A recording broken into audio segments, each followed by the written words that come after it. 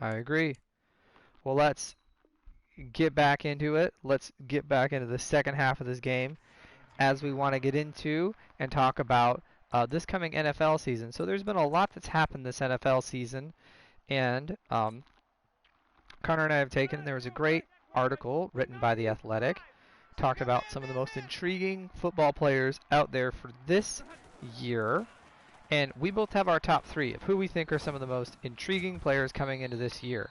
So we're going to go through this quarter and go from 3 to 1 of who are our most intriguing players and why. So Connor, give us a start.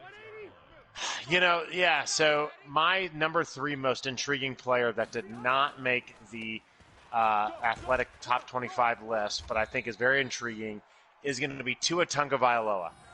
We talked about him a lot last year.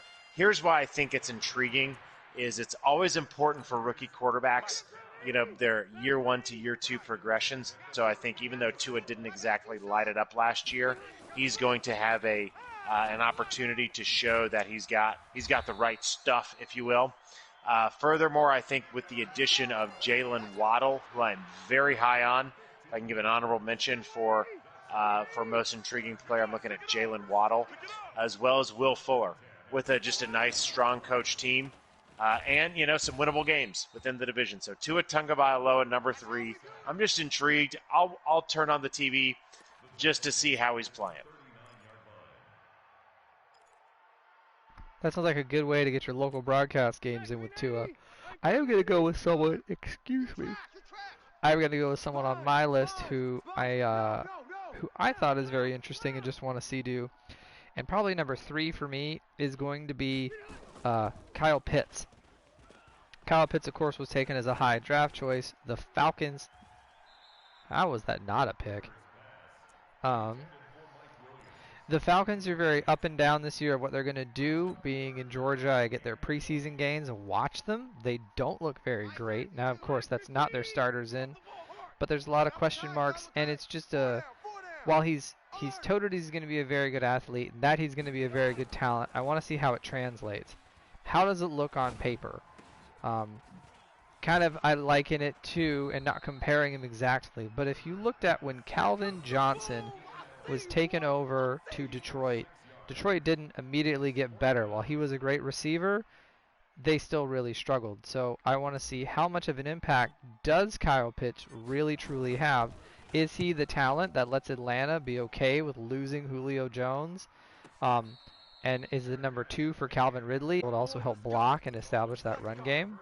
Or is he just a good enough tight end? Does he transcend? We've seen, especially in the NFL, tight ends can become a big deal pretty quickly. So I'm curious and kind of want to watch, how does he do? Oh, yes, that's a good segue into my number 2, Rutledge. I do think, and the other piece, with Kyle Pitts, right, is he's got to replace, and maybe not all the way replace, but in some ways replace the production of the guy who was my number 2, which was Julio Jones.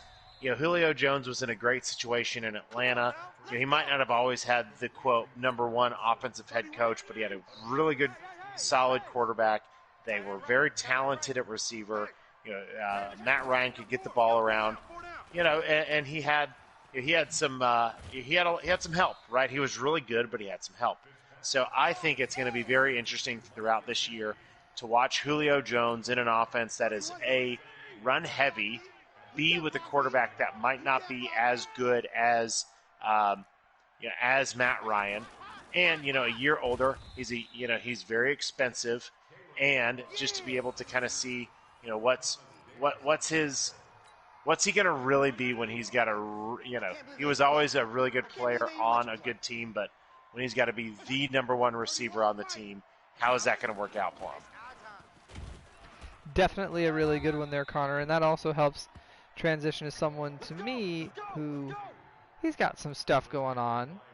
He's got some changes, and he's on the Chargers. And that's your friend, my friend, the one and only Justin Herbert.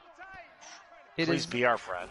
It is no hidden message that I'll take a short take, as we love Justin Herbert. I want to see how really good he is with a healthy team. He looked like a lot of potential out there. How does it translate now that he has a healthy team around him?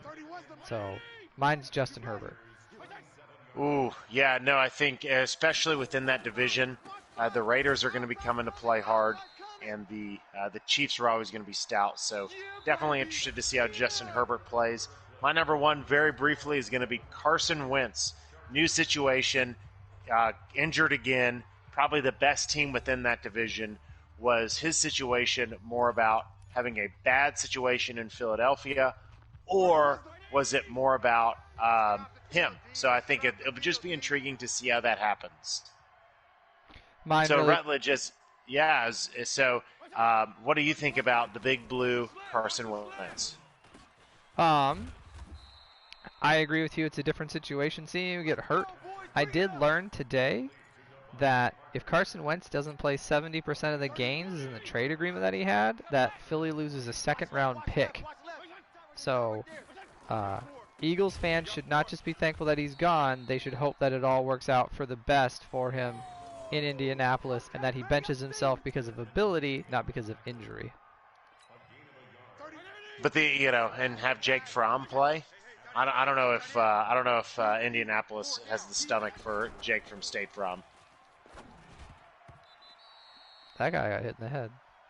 Short on that as we wrap this up, mine's Matthew Stafford for one short reason. Matthew Stafford, when he was drafted, rewrote the rookie contract rules on contract sizes. So will he be great with a great coach? Will the chart, and especially in a really strong division. So those are our top 3 NFLs.